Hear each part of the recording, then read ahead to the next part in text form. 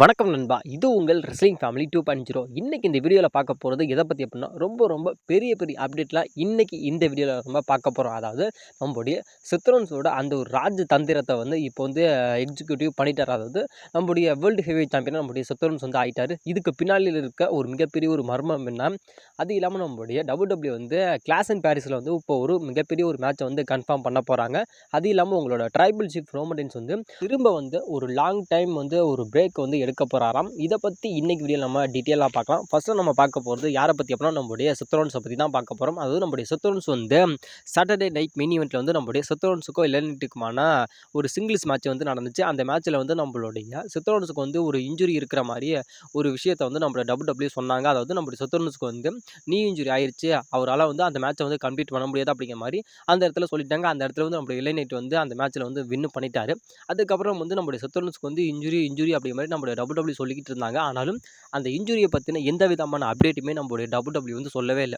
ஏன்னா எந்த ஒரு ரெஸ்லருக்கு வந்து இன்ஜுரி ஆனாலும் அந்த ரெஸ்லருக்கு வந்து என்ன மாரி இன்ஜுரி, அவர் எத்தன நாள் வந்து WWEக்கு வர முடியாது, அந்த இன்ஜுரி வந்து எத்தன மாசம் வந்து கியூர் ஆகும் அப்படிங்கிற எல்லா விஷயத்தையுமே சொல்லுவாங்க. ஆனாலும் நம்முடைய செத் ரோலின்ஸ பத்தின எந்த ஒரு விஷயத்தையுமே சொல்லல. அது எதுக்காக அப்படின்னு கேட்டா, அதாவது சம்மர் ஸ்லாம்ல வந்து நம்முடைய செத் ரோலின்ஸ வச்சு ஒரு மிகப்பெரிய ஒரு ஸ்டோரிய கிரியேட் பண்ணணும் அப்படிங்கிற ஒரே காரணத்துக்காக நம்முடைய WWE வந்து அந்த இன்ஜுரி அப்படிங்கிறத வந்து ஃபேக்கான ஒரு இன்ஜுரிய வந்து கிரியேட் பண்ணாங்க அப்படிங்கிற மாரி சொல்லப்படுது. இந்த ஒரு ஸ்டோரி லைனை வந்து நம்முடைய WWE வந்து சாட்டர்டே நைட் மெயின் ஈவென்ட்லேயே வந்து புக் பண்ணிட்டாங்களாம். அதாவது இந்த ஒரு பிளானை வந்து யார் ஃபஸ்ட்டு போட்டது அப்படின்னு கேட்டால், நம்முடைய ட்ரிபிள் ஹெச் தான் இந்த ஒரு பிளானை வந்து போட்டாராம்.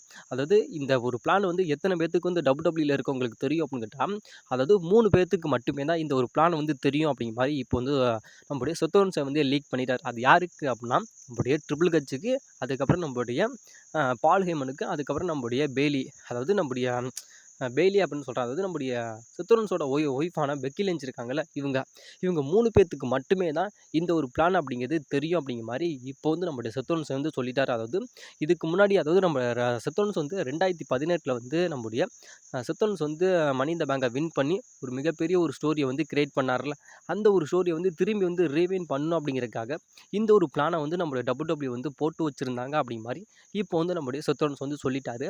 அது இல்லாமல் இந்த ஒரு பிளானை வந்து யார் யாருக்கு தெரியும் அப்படின்னா 3 பேத்துக்கு மட்டுமே தான் தெரியும் அப்படிங்கிற மாதிரி இப்போ வந்து நம்முடைய செத்தோன்ஸ் வந்து சொல்லிட்டாரு. செத்தோன்ஸ் பண்ண அந்த ஒரு ராஜதந்திரம் அப்படிங்கிறது எந்த ஒரு ரெஸ்லருக்குமே வராத ஒரு ராஜதந்திரம் தான். அதாவது என்னதான் சொன்னாலும் நம்முடைய செத்தோன்ஸ் எப்பயுமே பெஸ்ட் இஸ் த பெஸ்ட்டு தான். அதாவது நம்முடைய செத்தோன்ஸை வந்து யாராலையுமே அதாவது வீழ்த்தவும் முடியாது. அவரோட மைண்ட் கேம் வந்து எப்பேற்பட்ட ஒரு மைண்ட் கேம் அப்படிங்கிறது யாருக்குமே தெரியாது. அதாவது ஒரு பக்கம் வந்து நல்லவர் மாதிரி இருப்பார், இன்னொரு பக்கம் கெட்டவர் மாதிரி இருப்பார். ஆனால் அவர் புரிஞ்சு கொள்வது அப்படிங்கிறது ரொம்ப ஒரு கஷ்டமான ஒரு விஷயம். ஆனால் இந்த ஒரு ராஜதந்திரம் எந்த ஒரு ரெஸ்லருக்குமே வரவே வராது. அதாவது ரோமன் ரெயின்ஸுக்கு இந்த ஒரு ராஜதந்திரம் அப்படிங்கிறது சத்தியமாக வரவே வராது அப்படிங்கிறதான் உண்மை. அதாவது இன்னொரு விஷயத்தை ஓப்பன் டாக்காக சொல்லணும் அப்படின்னு கேட்டால், நம்முடைய ரோமன் ரெயின்ஸை பற்றின முழு டீட்டெயிலுமே யாருக்கு தெரியும் அப்படின்னு கேட்டால், நம்முடைய செத்தோன்ஸுக்கு தெரியும் அப்படிங்கிறது. இதுதான் உண்மையான்னு கேட்டால் இதுதான் 100% உண்மை. இப்போ வந்து நம்முடைய செத்தோன்ஸ் வந்து ஒரு ராஜதந்திரத்தை வந்து நடத்தி முடிச்சிட்டாரு. அந்த ராஜதந்திரத்தைப்படியே நம்முடைய செத்தோன்ஸ் வந்து நம்முடைய சிஎம் பங்க் வந்து அந்த சாம்பியனை வின் பண்ணி வெறும் 5 செகண்டில் வந்து நம்முடைய செத்தோன்ஸ் வந்து அவரோட மணி த பேங்கை கேஷ் இன் பண்ணி ஒரு மிகப்பெரிய ஒரு ஸ்டோரியை வந்து கிரியேட் பண்ணிட்டாரு.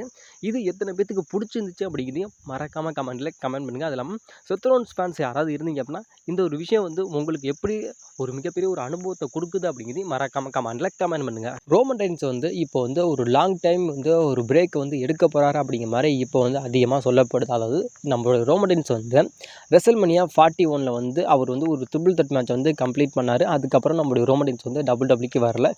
எப்போ வருவார் அப்படிங்கிற மாதிரி ஒரு மிகப்பெரிய ஒரு கேள்விக்குறி வந்து ஃபேன்ஸ் மத்தியில் போய்கிட்டு இருந்துச்சு. ஆனாலும் நம்முடைய ரோமன் ரெயின்ஸ் வந்து ரிட்டர்ன் ஆனார். ரிட்டர்ன் ஆகி இப்போ சம்மர் ஸ்லாமில் வந்து சக்ஸஸ்ஃபுல்லி வந்து ஒரு டாக் டீம் மேட்ச் வந்து விளாண்டி அந்த டாக் டீம் மேட்ச்சில் வந்து நம்முடைய ரோமன் ரெயின்ஸும் நம்முடைய ஜே உசோவும் அதில் வந்து வின்னும் பண்ணிட்டாங்க.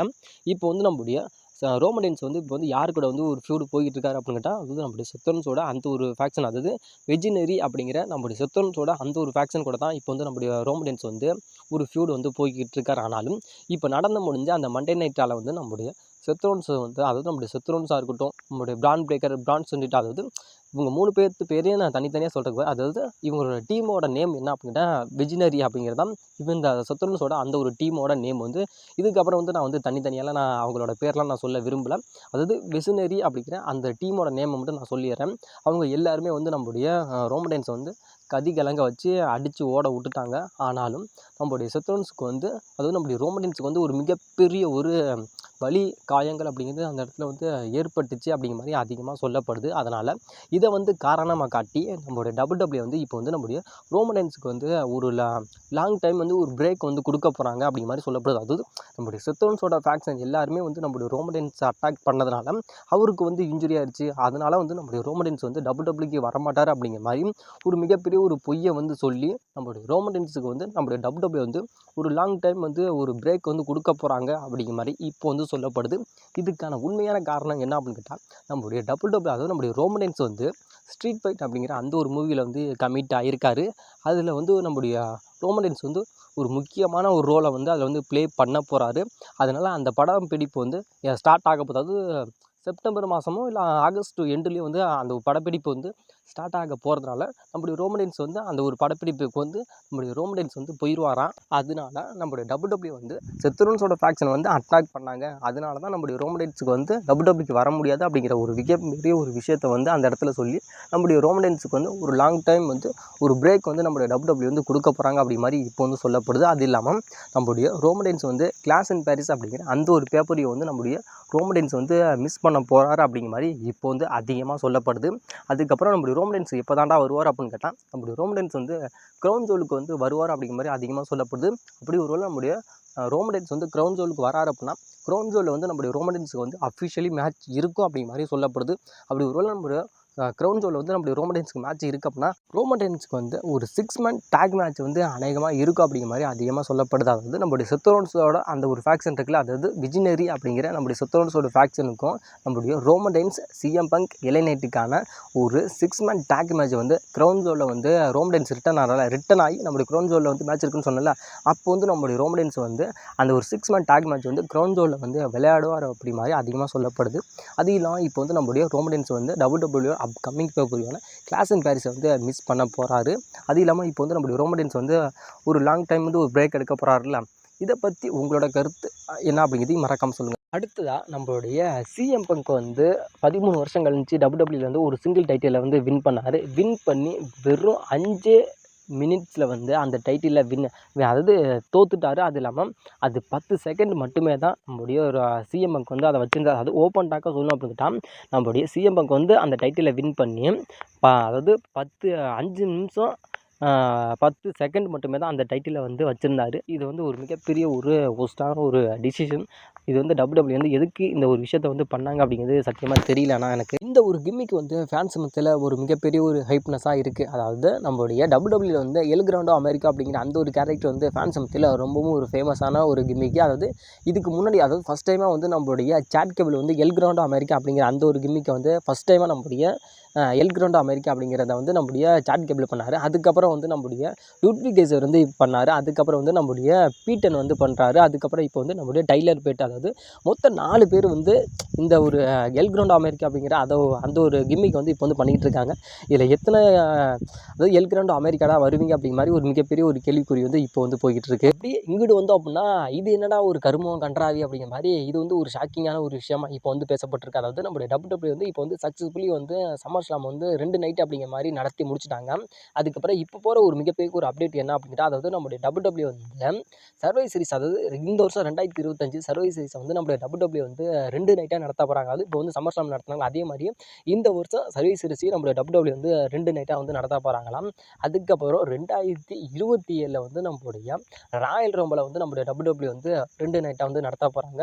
அதாவது நம்முடைய போகிற பார்த்தா நம்முடைய WWE வந்து எல்லாத்தையுமே 2 நைட்டு அப்படிங்கிற மாதிரி நடத்துகிறவங்களுக்கு இதற்கெல்லாம் காரணம் என்ன அப்படின்னு கேட்டால் நம்முடைய பணம் தான்.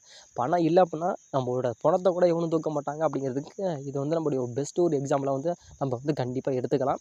இப்போ WWE பண்ணுற இந்த ஒரு டிசிஷன் பற்றி நீங்கள் என்ன நினைக்கிறீங்க அப்படிங்கிறது மறக்காமல் கமெண்ட் பண்ணுங்கள். உங்களோட ஒப்பீனியன் படி எந்தெந்த பேப்பரெலாம் வந்து 2 நைட்டாக மாற்றினா நல்லாயிருக்கு அப்படிங்கிற அந்த பேப்பர் என்ன அப்படிங்கிறதையும் மறக்காமல் கமெண்ட் பண்ணுங்கள். அதுக்கப்புறம் நம்முடைய ரோமன் ரெயின்ஸ் வந்து அந்த டைட்டில் வின் பண்ணுறாங்கல்ல, அதாவது நம்முடைய ரோமன் ரெயின்ஸ் வந்து அந்த டைட்டிலை வின் பண்ணி அதாவது 5 நிமிஷம் 16 செகண்ட்லேயே வந்து லாஸ் பண்ணியிருப்பார் ஒரு டைம். அதுக்கப்புறம் நம்முடைய செத்ரோன்ஸ் வந்து 2 செகண்ட், அதாவது 2 மினிட்ஸ் வந்து அந்த டைட்டிலை வின் பண்ணி அதே 0 செகண்ட்லேயே வந்து அதை வந்து லாஸும் பண்ணியிருப்பார். அதுக்கப்புறம் நம்முடைய ட்ரூ மேக்கினர் வந்து 5 செகண்ட் வந்து வின் பண்ணி அதே 46 செகண்ட்லேயே வந்து, அதாவது 5 மினிட்ஸ்லேயே வந்து வின் பண்ணி 46 செகண்ட்லேயே வந்து லாஸ் பண்ணிட்டார். அதே மாதிரி நம்முடைய ட்ரூ மேக்கினர் வந்து 5 மினிட்ஸ் வந்து அதை வச்சுருந்தார். அதே 9 செகண்டில் வந்து லாஸ் பண்ணிட்டாரு. இதில் வந்து யார் வந்து அதிக அந்த ஒரு டைட்டிலை வின் பண்ணி அதில் வந்து அதிகமாக வச்சுருந்தது யார் அப்படிங்கிறதையும் கொஞ்சம் மறக்காமல் சொல்லுங்கள். ஆனால் என்னை பொறுத்த வரைக்கும் நம்மளுடைய ட்ரூ மேக்னே தான் 16 செகண்ட் வந்து அந்த டைட்டில் வந்து தக்க வச்சுருந்துருக்காரு. இதுதான் கொஞ்சம் ஒரு பெஸ்ட்டான இவங்க 4 பேர்த்துலையும் பெஸ்ட்டான ஒரு இது அப்படிங்கிற மாதிரி சொல்லப்படுது. நம்மளோட பீஸ்டனுக்கான பிராக் லெஸ்னருக்கும் நம்மளுடைய கோடி ரோட்ஸுக்கும் ஒரு மிகப்பெரிய ஒரு ஒத்துமை இருக்குது. அதாவது 2023 சம்மர் ஸ்லாமில் வந்து நம்மளுடைய கோடி ரோட்ஸுக்கும் நம்மளுடைய பிராக் லெஸ்னருக்குமான ஒரு சிங்கிள்ஸ் மேட்ச் நடந்துச்சு. அந்த மேட்ச்சில் தான் நம்மளுடைய பிராக் லெஸ்னர் வந்து WWE விட்டு போனார். அதே சம்மர் ஸ்லாம் 2025 வந்து அதே கோடி ரோட்ஸோட மேட்ச்சில் தான் நம்மளுடைய பிராக் லெஸ்னர் வந்து ரிட்டர்ன் ஆயிருக்காரு. ஒரு சேம் நம்ம பிராக் லெஸ்னருக்கும் நம்மளுடைய கோடிக்குமான ஒரு அண்டர்ஸ்டாண்டிங் அப்படிங்கிறது இருக்குது. அதுக்கப்புறம் நம்மளுடைய WWEயோட சம்மர் ஸ்லாம் ரிட்டர்ன்ஸ், அதாவது 2020 வந்து நம்மளுடைய ரோமன் ரெயின்ஸ் ரிட்டர்ன் வந்தார். 2021 வந்து நம்ம பிராக் லெஸ்னர் ரிட்டர்ன் வந்தார். அதுக்கப்புறம் 2024 ரோமன் ரெயின்ஸ் ரிட்டர்ன் வந்தார். இப்போ 2025 வந்து நம்மளுடைய பீஸ்டனுக்கான பிராக் லெஸ்னர் ரிட்டர்ன் வந்திருக்காரு. ஆல்மோஸ்ட் வந்து அதாவது 20 ரோமன் ரெயின்ஸு, அதே 24 ரோமன் ரெயின்ஸு, 21 வந்து பிராக் லெஸ்னர், அதே 25 வந்து இப்போ நம்மளுடைய பிராக் லெஸ்னர். அதாவது இதில் வந்து ஃபேவரட்டான ரிட்டர்ன்ஸ் எது அப்படிங்கிறதே மறக்காமல் கமெண்ட் பண்ணுங்கள். WWE வந்து சம்மர் ஸ்லாம் வந்து 2 நைட்டாக வந்து நடத்தி முடிச்சிட்டாங்க. ஆனாலும் இதில் வந்து நமக்கு வந்து கரண்ட்லி வந்து WWEயோட நியூ சாம்பியன்ஸ் வந்து கிடச்சிட்டாங்க. அதாவது இதுக்கு முன்னாடி நம்மளுடைய கும்தர் வந்து வேர்ல்டு ஹெவி சாம்பியனாக இருந்தார். நம்மளுடைய இப்போ வந்து நம்மளுடைய செத்தோன்ஸ் வந்து நியூ வேர்ல்டு ஹெவி சாம்பியனாக இருக்கார். இதுக்கு முன்னாடி வந்து நம்மளுடைய ஜான்சன் வந்து அன்டிஸ்பியூட்டட் WWE சாம்பியனாக இருந்தார். இப்போ வந்து நம்மளுடைய கோடி ரோட்ஸ் வந்து சாம்பியனாக இருக்கார். அதாவது சம்மர் ஸ்லாம் வந்து 2 நியூ சாம்பியன் வந்து நமக்கு வந்து கிடச்சிட்டாங்க. இதில் வந்து உங்களோட ஃபேவரட்டான சாம்பியன் யார் அப்படிங்கிறத மறக்காமல் சொல்லுங்கள். லாஸ்ட் அண்ட் ஃபைனல் அப்டேட்டாக நம்மளோட WWE வந்து Seth Rollins versus CM Punk versus எலே நைட்டுக்கான வேர்ல்டு ஹெவிவெயிட் சாம்பியன்ஸ் மேட்சை வந்து கிளாஸ் இன் பாரிஸில் வந்து நடத்துவாங்க அப்படிங்கிற மாதிரி இப்போ வந்து அதிகமாக சொல்லப்படுது. ஏன்னா இது வந்து அப்டேட் கிடையாது, இது வந்து அஃபிஷியலான ஒரு நியூஸாகவும் இப்போ வந்து போய்கிட்டு இருக்கு. ஏன்னா நம்மளுடைய சிஎம் பங்கோட அந்த ஒரு டைட்டில் கனவை வந்து சிதைச்சது யார் அப்படின்னு கேட்டால் முழுக்க நம்மளுடைய செத்ரோன்ஸ் தான். அந்த இடத்துக்கு வந்து நம்மளுடைய செத்ரோன்ஸ் வந்து அவரோட மணி த பேங்கை வந்து அந்த இடத்துல கேஷின் பண்ணி நம்மளுடைய சிஎம் பங்க் அந்த இடத்துல வந்து தோக்கடிச்சு நம்மளுடைய செத்ரோன்ஸ் வந்து நியூ வேர்ல்டு ஹெவி சாம்பியன் ஆகிட்டார். அது இல்லாமல் இப்போது நடந்து முடிஞ்ச அந்த மண்டே நைட்னால கூட நம்முடைய எல்ஐ நைட்டுக்கும் நம்முடைய செத்ரோன்ஸுக்குமான அந்த ஒரு வேர்ல்டு ஹெவி சாம்பியன்ஸ் மேட்ச் நடந்துச்சு. அதுலேயும் நம்முடைய செத்ரோன்ஸோட ஃபேக்ஷன் எல்லாருமே சேர்ந்து நம்முடைய எல்ஐ நைட்டை வந்து புரட்டி எடுத்துட்டாங்க. நம்முடைய ரோமன் ரெயின்ஸையும் புரட்டி எடுத்தாங்க, நம்முடைய சிஎம் பங்கையும் புரட்டி எடுத்தாங்க, நம்முடைய எல்ஐ நைட்டையும் புரட்டி எடுத்தாங்க. அதனால் இவங்களுக்கான ஒரு ஃபியூடு வந்து நம்முடைய WWE வந்து கிரியேட் பண்ணிட்டாங்க. அதனால் இப்போ வந்து கிளாஸ் இன் பாரிஸ், அதாவது நம்ம WWEயோட அப்கமிங் பேப்பரிவான கிளாஸ் இன் பாரிஸில் வந்து நம்மளோட WWE வந்து இவங்க 3 பேர்த்துக்குமே ஒரு ட்ரிபிள் தட் மேட்ச் வந்து வைக்கலாம் அப்படிங்கிற மாதிரி இப்போ வந்து ஒரு மிகப்பெரிய ஒரு ஐடியாவில் வந்து WWE இருக்காங்க அப்படிங்கிற மாதிரி இப்போ வந்து சொல்லப்படுது. ஒருவேளை வந்து WWE சொல்கிற மாதிரி கிளாஸ் இன் பாரிஸில் வந்து இவங்க 3 பேர்த்துக்குமான ஒரு ட்ரிபிள் தட் மேட்ச் வந்து நடந்துச்சு அப்படின்னா எப்படி இருக்கும் அப்படிங்கிறது உங்களோட கருத்தை மறக்காமல் கமெண்ட் பண்ணுங்கள். அது இல்லாமல் நம்முடைய சிஎம் பங்க் வந்து அந்த மேட்ச்சில் வந்து வின் பண்ணுவாரா வின் பண்ண மாட்டாரா அப்படிங்கிறது மறக்காமல் சொல்லுங்கள். ஏன்னா இந்த மேட்ச்சை பொறுத்த வரைக்கும் என்னோட ஒரு ஒப்பீனியன் படி நான் என்ன சொல்கிறேன் அப்படின்னா, இந்த மேட்ச் நடந்துச்சு அப்படின்னா இதில் வந்து நம்முடைய சிஎம் பங்க்கும் வின் பண்ணுறதுக்கான வாய்ப்பு அப்படிங்கிறது 1% கூட கிடையாது. அதே மாதிரி நம்முடைய எல்ஐ நைட்டும் வின் பண்ணுறதுக்கான வாய்ப்பு அப்படிங்கிறது 1% கூட கிடையாது. ஏன் அப்படின்னு கேட்டால் இப்போ தான் நம்முடைய செத்ரோன்ஸ் வந்து ஒரு மிகப்பெரிய ஒரு ஸ்டோரியை வந்து கிரியேட் பண்ணியிருக்காரு. அது 2018 வந்து எப்படி நம்முடைய கேஷின் பண்ணி ஒரு மிகப்பெரிய ஒரு ஸ்டோரியை வந்து நம்முடைய செத்ரோன்ஸ் வந்து கிரியேட் பண்ணாரோ அதே ஸ்டோரியை வந்து இப்போ வந்து நம்முடைய செத்ரோன்ஸ் வந்து கிரியேட் பண்ணியிருக்காரு. அதனால் அதை வந்து அடுத்த பேப்பரில் வந்து அதை காலி பண்ணுவாங்களான்னு கேட்டால் கண்டிப்பாக காலி பண்ணுறதுக்கான வாய்ப்புகள் அப்படிங்கிறது கிடையவே கிடையாது. அதனால் இந்த மேட்ச் நடந்தாலும் இதில் வந்து 100% வந்து நம்மளுடைய செத்ரோன்ஸோ அவரோட வேர்ல்டு ஹெவி சாம்பியனை வந்து அவரே ரீடைன் பண்ணி எடுத்துகிட்டு போகிறதுக்கான வாய்ப்புகள் அப்படிங்கிறது ரொம்ப அதிகமாக இருக்குது அப்படிங்கிற மாதிரி இப்போ வந்து சொல்லப்படுது.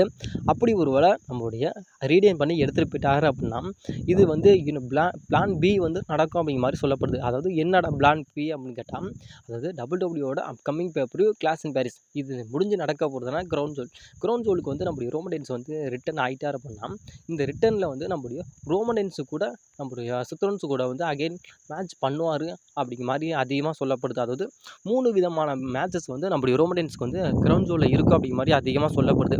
இப்போ வந்து நம்முடைய எல்ஐ நைட்டு, நம்முடைய செத்ரோன்ஸு, அப்புறம் சிஎம் பங்க் வந்து 3 பேரும் இப்போ வந்து கிளாஸ் இன் பாரிஸில் மோதுறாங்க அப்படின்னா இவங்க வந்து திரும்பி வந்து ரீமேட்ச் கூட எல்ஐ நைட்டுக்கும், அதாவது நம்மளுடைய 3 பேருமே சேர்ந்து கிரவுண்ட் ஜோல் வந்து ரீமேட்ச் கேட்பாங்க அப்படிங்கிற மாதிரி அதிகமாக சொல்லப்படுது.